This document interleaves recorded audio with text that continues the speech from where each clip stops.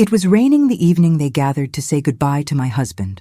The smell of lilies filled the room, sweet but heavy, like something pretending to be peaceful. Candles flickered against the wooden coffin, their light moving over his nameplate again and again. I sat in the front row, my hands locked around a lace handkerchief so no one would see them shake.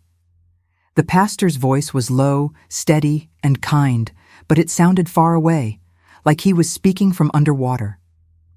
I kept telling myself to breathe, to look calm, to act like the wife everyone believed I was.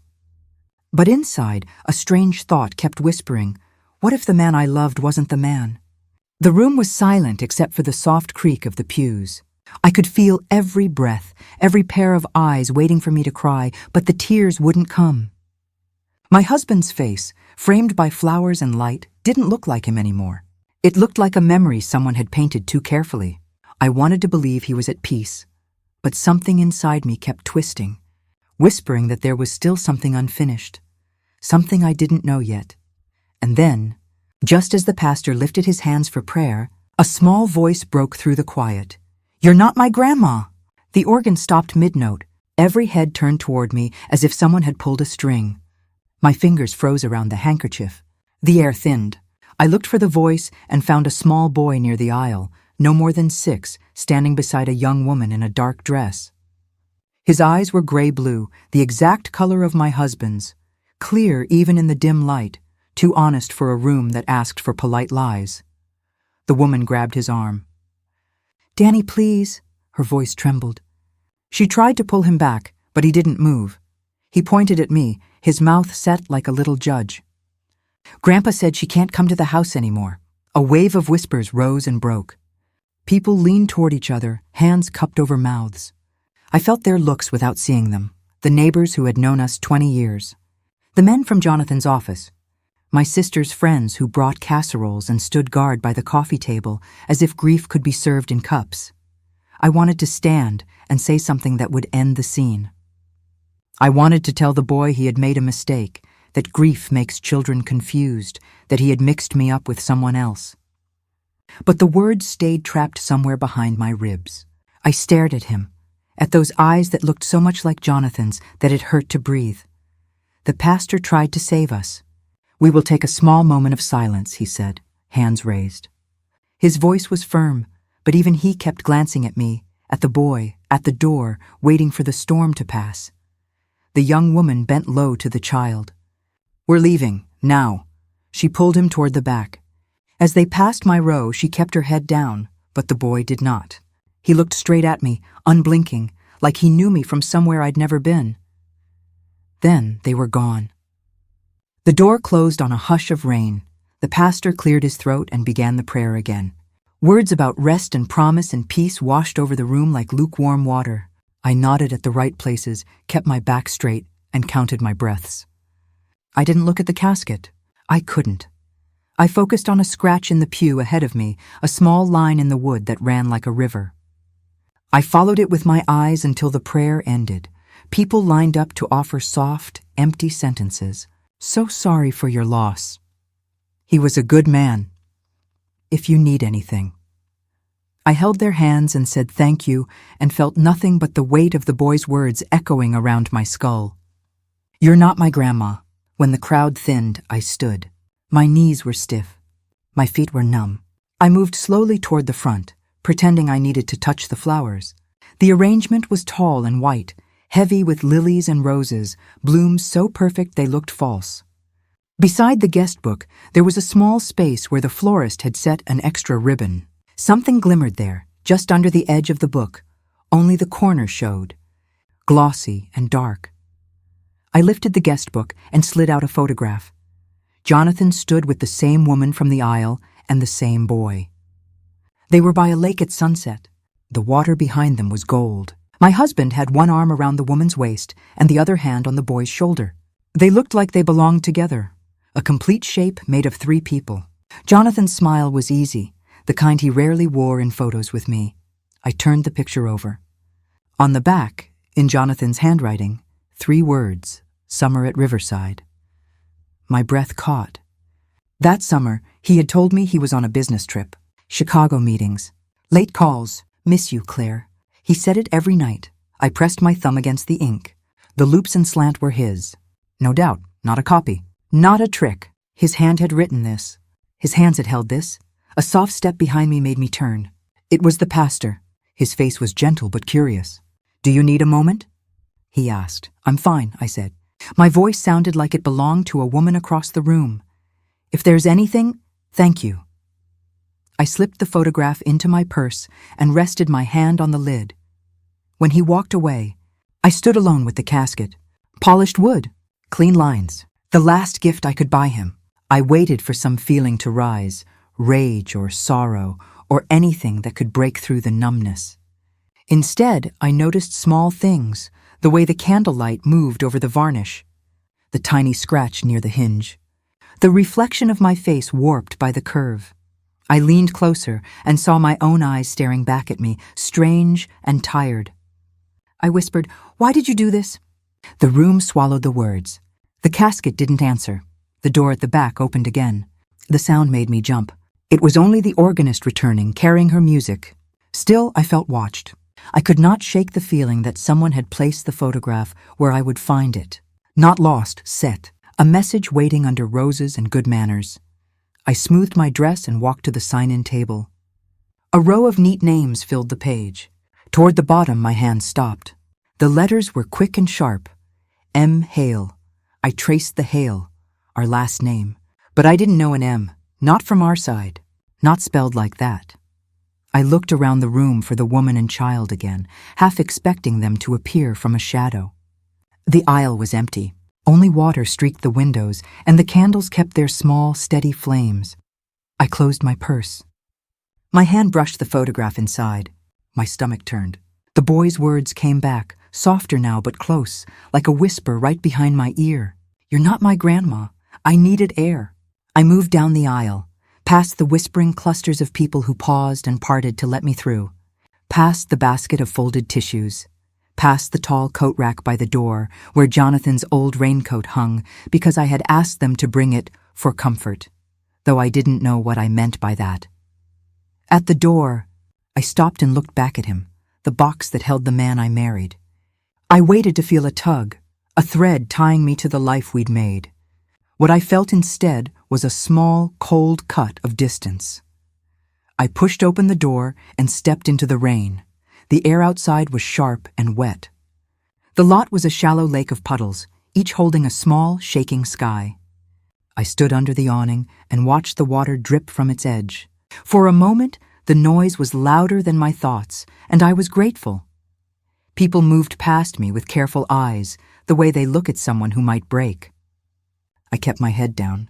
The photograph in my purse felt heavier than the leather that held it. I wanted to throw it into a puddle and grind it into mud with my heel, but I didn't move. I had to know. Whether I wanted to or not, I had to know. A car door opened.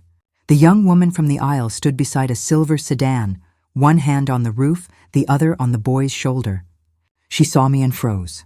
For a long second, we only looked at each other through the rain. I stepped off the concrete and into the wet. My shoes soaked through at once. "Wait," I called. My voice didn't carry. The rain cut it down. I tried again. "Please." She opened the back door and urged the boy inside. He climbed in but looked over the seat at me, his face serious. I stopped a few feet away. The rain pinned my hair to my neck. "Do I know you?" I asked. The woman's mouth tightened. "We should go, please." I was not begging for drama. I was begging for sense. "Tell me your name." She swallowed, then glanced toward the chapel door. "Marlene," she said finally, so soft I almost missed it, "M. Hale." My eyes flicked toward the book inside, the line of letters, the sharp, fast hand. "Hale," I said. "You signed the book."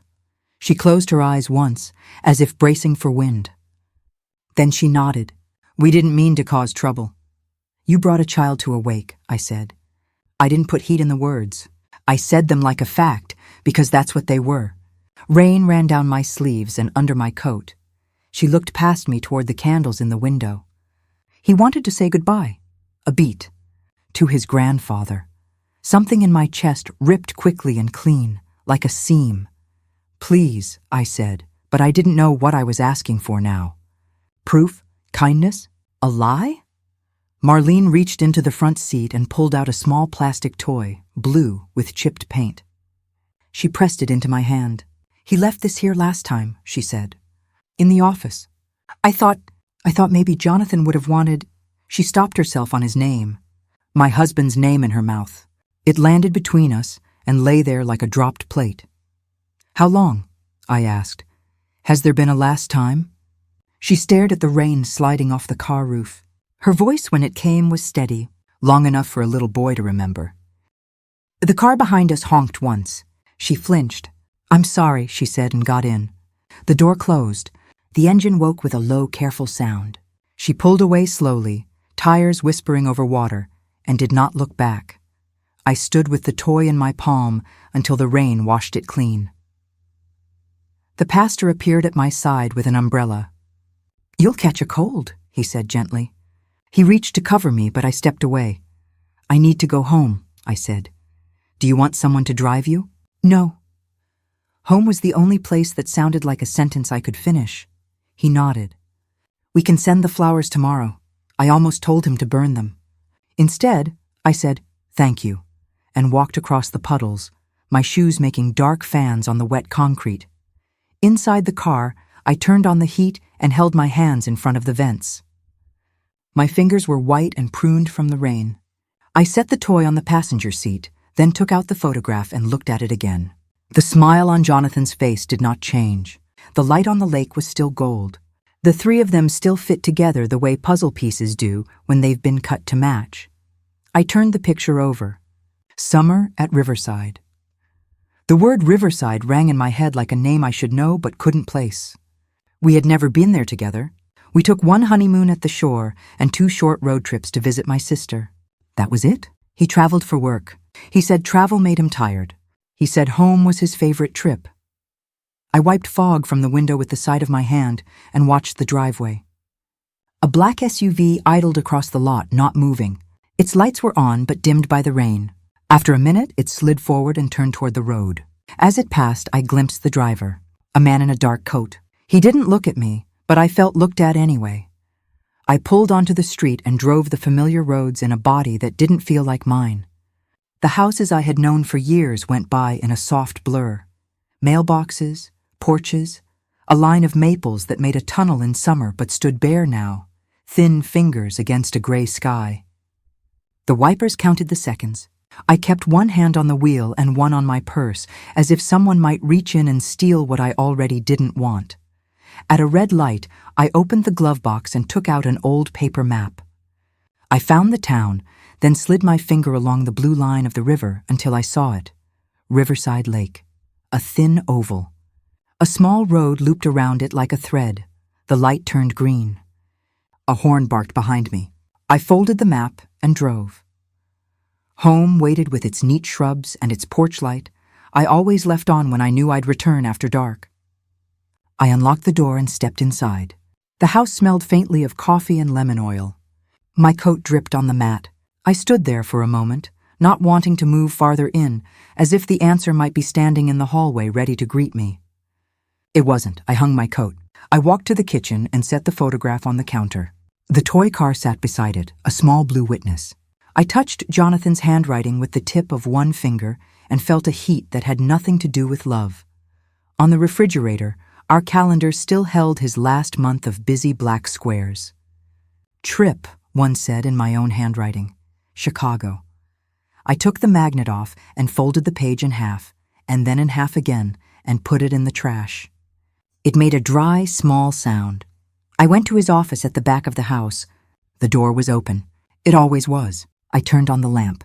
The room looked like a set, everything placed just so, not a pen out of line. The quiet was so clean it was almost loud. On the desk sat the leather-bound guest book from the chapel.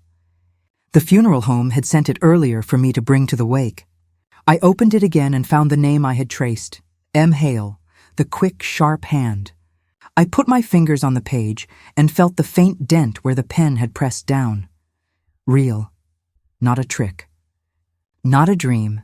In the top drawer lay the spare keys, arranged by tags, house, office, storage. One small, flat key had no tag. I held it up to the light, Plain, thin, a key to nothing I recognized. I put it in my pocket because I could not throw it away. I turned back to the photograph and the toy. I could feel something lining up in me, like two pieces of a sentence that were finally about to touch. But I couldn't yet see the whole thing. I only felt its shape. I washed my hands and watched the water run clear. I made tea and didn't drink it. I tried to sit but kept standing. The house seemed to hold its breath with me. On the counter, under the lamp, the photograph lay half in shadow, half in light. My purse sat open beside it. I slid the picture inside, closed the bag, and pulled the strap onto my shoulder. If a boy could stand in a chapel and tell a room full of adults who I wasn't, then I could go and find out who I was. I took my keys, turned off the light, and walked toward the door. The rain had slowed to a fine, steady line. The street shone. I stepped out, locked the house behind me, and stood for a moment under the porch. The air smelled of wet pavement and cold earth. I looked at the map again. The road to Riverside was a thin line on paper. In real life, it would be a path I had never taken. I went down the steps and toward my car. The house felt wrong the moment I stepped inside. Too still, too clean, the kind of silence that waits for something to happen. I shut the door, and the sound echoed through the empty rooms. The air smelled faintly of polish and something else, something sharp like cold metal. I set my purse on the hallway table and reached for the lamp. The light spread weakly across the room, landing on the framed wedding photo of Jonathan and me. Two strangers smiling too wide, caught in a moment that never belonged to us. But it wasn't that photograph that haunted me. It was the one hidden inside my purse. I pulled it out, smoothing the edges against my trembling fingers. Jonathan stood beside a woman I didn't know. Her hair fell in soft waves down her shoulders. Between them, a little boy smiled, holding Jonathan's hand like he'd done it 1,000 times before. Behind them, a lake shimmered gold under the sun. Jonathan's arm was around her shoulders, gentle but possessive. I flipped the photograph over. 4 words were written in familiar blue ink. Summer at Riverside. The handwriting was his, neat, confident. The same loops he used on birthday cards. That was the same summer he told me he was in Chicago for a conference. He called every night, said he missed me, said he couldn't wait to come home. I traced the words until they smudged under my thumb. The room suddenly felt smaller. I crossed to his desk. The drawer where he kept his receipts was locked, but I remembered the silver key on his car key ring. I slipped it in. The click sounded too loud. Inside were files, organized, labeled, obsessive. Beneath them, a stack of envelopes marked J.H. The second one caught my eye, dated the same week as the photograph. Inside, a folded note. Marlene, he knows. We have to be careful. I'll make things right. J.H. no signature beyond those initials. Marlene. The same name I'd seen on an envelope at the church last month, the one Jonathan said was an old charity record. I stared at the note until the letters began to blur. He knows. Who was he? And what did Jonathan mean by make things right? The clock ticked louder, matching my pulse. Somewhere outside, a car door slammed. I froze, clutching the note to my chest. But the sound faded, leaving only silence. I opened another folder, gas receipts. One stamped Riverside Fuel Co., dated the same day as the photograph. My stomach twisted. He hadn't gone to Chicago. He'd gone to Riverside. I placed the photo beside the receipts. Jonathan's smile stared back at me through glossy paper. The woman's expression was gentle. The boy's trust shone in his eyes. They looked like a family, and he looked happier than he ever did with me. My breath came fast. I pressed a hand to my chest, trying to steady it. The walls felt closer now, like the house was listening. When I turned off the lamp, something metallic glinted inside the drawer, a small key taped to the wood. I peeled it off carefully. A faded label hung from the string. Cabin. Riverside. The word sent a chill through me. Riverside. The place he swore didn't exist. I set the key on the table and stared at it. Rain began tapping against the windows, slow and deliberate. In that rhythm, I could almost hear his voice, warm, familiar, lying. I told myself I'd wait until morning. But the clock hands moved without mercy. and the rain grew heavier. By midnight, I'd already packed my coat. By 1, the roads were empty. By 3, I couldn't tell if the sound in my chest was fear or something else. The drive stretched endlessly under the rain. Headlights carved tunnels through darkness. The GPS failed 10 miles ago, but I kept going, following instinct and a name carved in my mind. Riverside. The road narrowed to gravel, then dirt. Branches arched low, brushing against the windshield. Finally, a faded wooden sign appeared, barely visible in the storm. Riverside Cabins, private property. The air smelled of wet pine and rust. I pulled over and killed the engine. The cabin sat at the edge of the trees, a shadow among shadows. Its windows were black, curtains drawn. The key fit perfectly in the lock. The door creaked open. Inside, the air was heavy with damp wood and stillness. My flashlight beam sliced through the dark, catching dust like drifting ash. And then I saw them. 3 photographs stood on the mantel. The first, Jonathan, the woman, and the boy. The second, the boy alone, holding a paper boat with Riverside scrawled across it. The third, my wedding picture, torn in half. Only my face remained, my throat tightened. The beam in my hand shook. Then, from the corner of the room, the floorboards creaked. I turned sharply, flashlight trembling. "Jonathan?" My voice came out small. No reply. Another creak. Closer now. The storm outside grew louder. The wind rattled the windows. I raised the light toward the sound, and then he was there, Jonathan, soaked to the bone, eyes hollow. His coat clung to him like a shadow. He didn't move. "Didn't blink. You shouldn't be here," he said, his voice low and frayed. My pulse thundered. "What is this place?" He glanced at the photographs, then back at me. "It's where everything started," I swallowed. "You lied to me. Who is she, Jonathan? Who's the boy?" He looked at the floor. "You don't want to know." "I need to know." He took a step closer, rain dripping from his hair. "She was my wife, before you. The boy was our son." My heart dropped. "You said you'd never been married." I thought they were gone. His voice cracked. "There was an accident. Their car went into the lake. I couldn't save them." I shook my head. "Why hide it?" "Because they never left," he whispered. Lightning flashed. For a second, the window filled with 2 faint silhouettes, a woman and a child standing by the water. I gasped. "Jonathan, what is that?" He didn't answer. His eyes glistened with tears or rain. "They wait for me," he said. "Every night. I come here because I can still hear them calling." The flashlight flickered once, then died.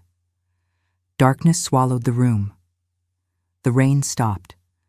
The silence returned, too thick to breathe through. I reached blindly toward the door, heart hammering. My fingers brushed against cold metal, the key, still in my pocket. I didn't look back. I didn't have to, because I could feel it, something behind me. Watching, waiting, breathing the same air. I gripped the key tighter, forcing my legs to move. The door opened to the sound of rain returning, soft and endless. I stepped outside into the cold, the cabin shrinking behind me.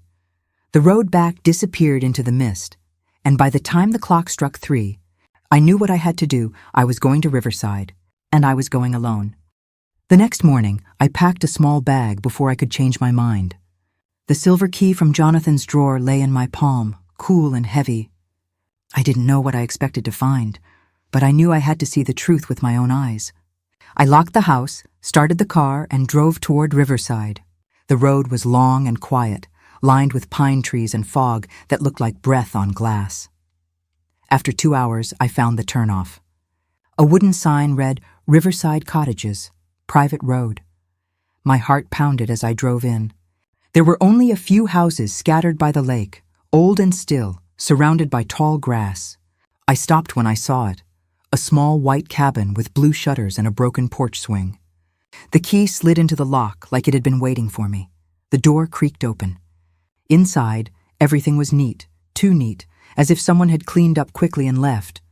The air smelled faintly of coffee and cedar. On the table sat 2 mugs, one with lipstick on the rim. My stomach turned. I walked deeper into the room, and my eyes caught a photo on the fireplace mantel. It was Jonathan again, with the same woman and the same boy. They were standing right here in front of this very cabin, smiling like a family. He was wearing the same jacket he wore to our anniversary dinner last year. My fingers went numb as I lifted the frame. Under it was a folded envelope sealed with his handwriting. I sat on the edge of the couch and opened it slowly. The letter began with my name. Claire, if you ever find this, I need you to understand. I didn't mean to hurt you. I thought I could fix what I broke, but lies have a way of growing teeth. My vision blurred. I blinked and kept reading. I tried to protect both of you, but the truth is, I lived 2 lives. I loved you both in different ways, and I ruined everything because I couldn't choose. Please forgive me.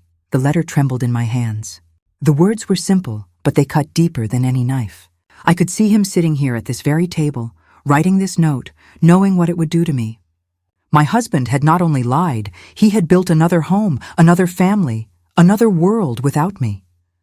I pressed the paper against my chest, trying to breathe through the ache. The boy's voice echoed in my head again. You're not my grandma. I wanted to scream, to cry, to ask why. But instead, I just sat there in that silent cabin while the rain began to fall outside. The sound of it on the roof was slow and hollow, like a heartbeat fading away. When I finally stood up, I looked around one last time. His jacket still hung on a hook near the door. His boots sat by the mat, covered in dried mud. The life he lived here was real, too real to deny. I turned to leave, but just as I reached for the handle, headlights flashed through the rain. A car had pulled up the dirt road. My breath caught when I saw who stepped out. It was the same woman from the funeral, the same one from the photos. She was holding the boy's hand. They both looked at me through the rain, their faces pale and still. For a moment, none of us moved. Then she opened her umbrella and started walking toward the cabin. She stopped a few steps from the porch, her umbrella dripping with rain. The boy clung to her arm, his eyes wide and confused. I opened the door slowly, unsure of what to say. The woman looked straight at me. No anger, no fear, just a kind of tired sadness that made my chest ache. You must be Claire, she said softly. Her voice was calm, but her hands were shaking.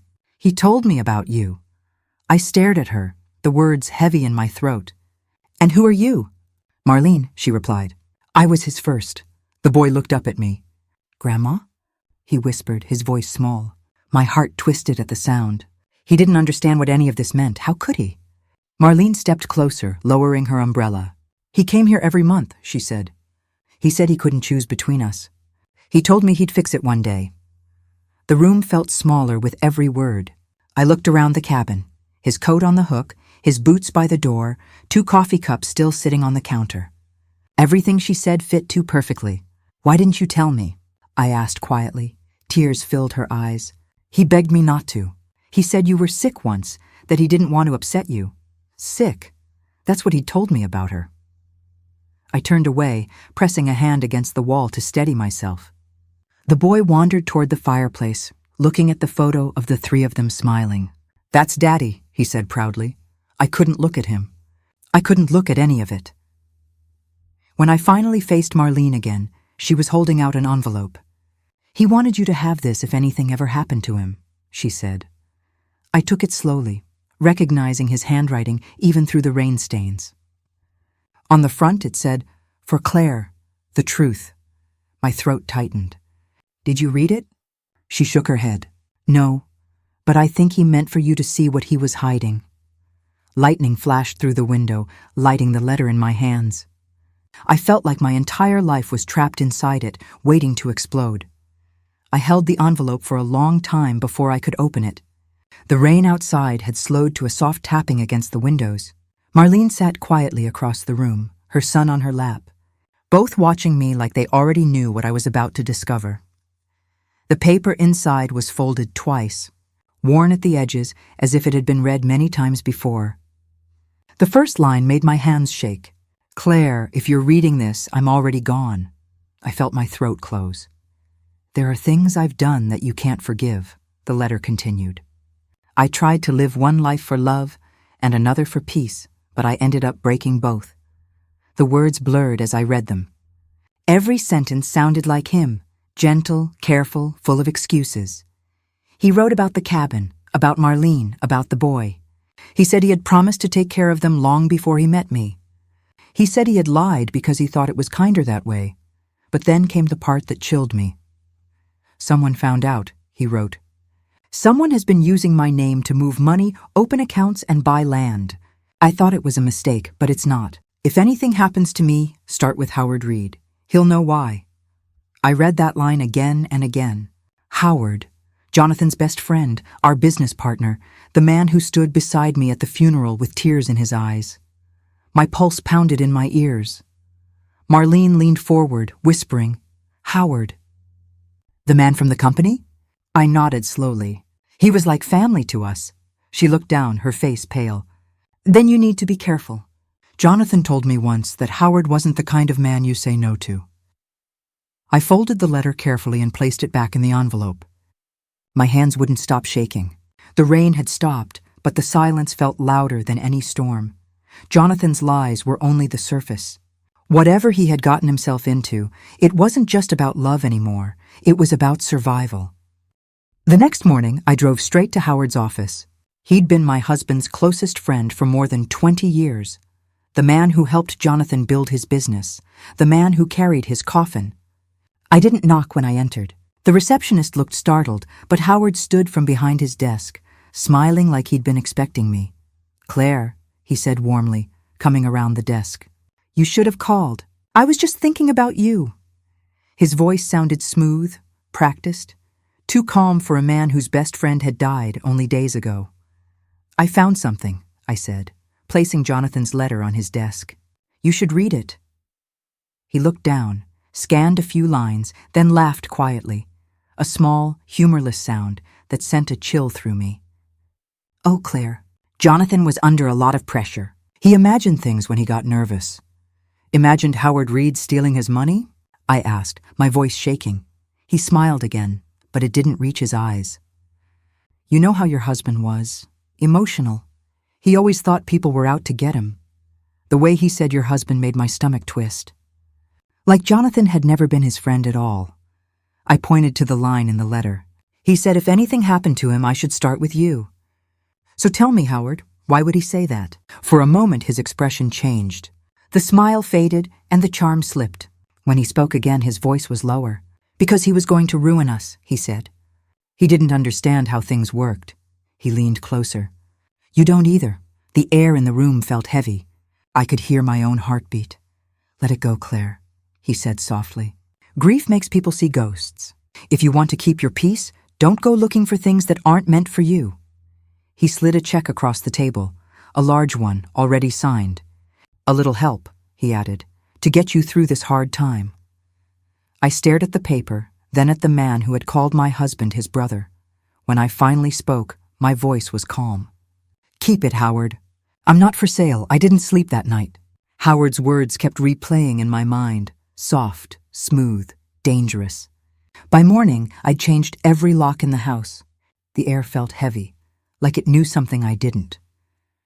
Jonathan's letter sat open on the table beside a half-empty cup of coffee. His writing looked steadier than my hands. I traced the last line with my finger. If anything happens to me, start with Howard. Now, Howard had warned me to stop digging and offered money to make me quiet. That wasn't guilt. That was fear. The doorbell rang once, sharp and sudden.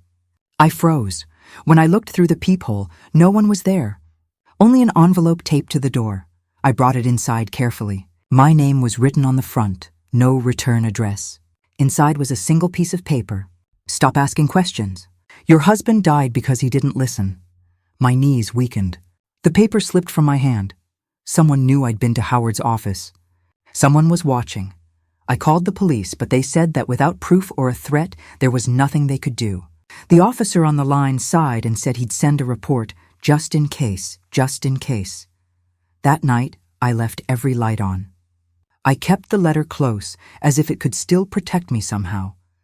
But around midnight, the power flickered. The lamps went out. In the darkness, I thought I heard footsteps outside the kitchen door. And for the first time since Jonathan's funeral, I realized this wasn't about grief anymore. It was about survival. The next evening, the house was too quiet again. I hadn't eaten all day, The air smelled faintly of burnt coffee and fear. Every sound made me jump, the hum of the refrigerator, the creak of the floorboards, my own heartbeat echoing in my ears. When the doorbell rang, I froze. For a moment I thought it was another letter. But when I looked through the window, a man stood outside in the rain. He wasn't Howard. He was younger, maybe 30, his face pale under the porch light. "Mrs. Hale," he said softly when I opened the door halfway. "My name's Daniel Reed." The last name made my stomach drop. "Howard's my father," he added quickly. "Please, I just need a few minutes." I let him in, though every instinct told me not to. He stood dripping on the mat, eyes darting toward the dark corners of the house. "I know what you found," he said. "The accounts, the letters, everything your husband tried to hide." My throat went dry. "What do you want from me?" "Nothing," he said. "I want to help you." He told me his father had been moving money under Jonathan's name for years. False investments, hidden accounts, properties signed off with forged signatures. When Jonathan found out, he threatened to go to the police. Daniel lowered his voice. "That's why he's dead, Mrs. Hale. My father made it look like an accident." The room tilted. I held onto the back of a chair to stay upright. "He'll come for you next," Daniel said. "But I have proof. I can stop him." He slid a flash drive across the table, the metal cold and small in my hand.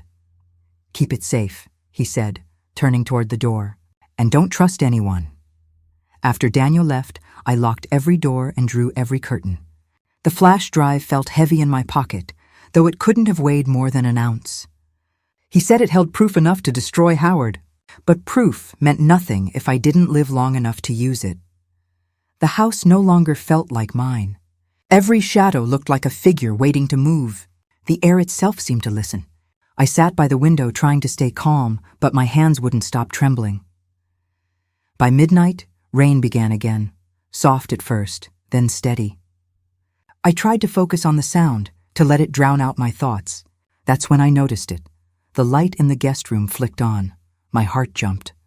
I hadn't been in that room all week.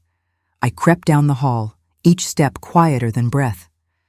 The door was half open. Inside, the window curtains fluttered gently, though the glass was shut tight. The lamp on the nightstand glowed warm and steady. Someone had been there. On the bed lay the photograph of Jonathan, Marlene, and the boy. I had left it locked in my desk drawer. Beside it sat a note written in red ink. "You should have taken the money." My knees went weak. I stumbled backward, knocking into the dresser. The noise broke the silence like a gunshot. When I looked up, the lamp went out on its own. Darkness filled the room. Somewhere outside, a car engine started, slow and deliberate. Its headlights flashed once through the window, then vanished down the street. They knew where I lived. They knew what I had, and they wanted me to know they were watching. I didn't sleep at all that night. Every creak in the walls sounded like footsteps. Every gust of wind felt like someone standing too close. By morning, my eyes burned, and my nerves were raw. I made coffee I couldn't drink and sat at the kitchen table with the flash drive beside me. I wanted to call the police again, but what would I say? Is that a ghost turning on lights and leaving notes? They'd never believe me. The phone rang just after sunrise. I jumped so hard the mug slipped from my hand and shattered on the floor. "Mrs. Hale," a man's voice said. "This is Detective Harris.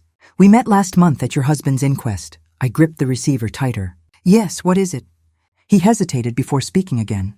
"You need to sit down." My knees hit the chair before I realized I was moving. "There's been another death," he said quietly. "A man named Daniel Reed," the room spun. "What?"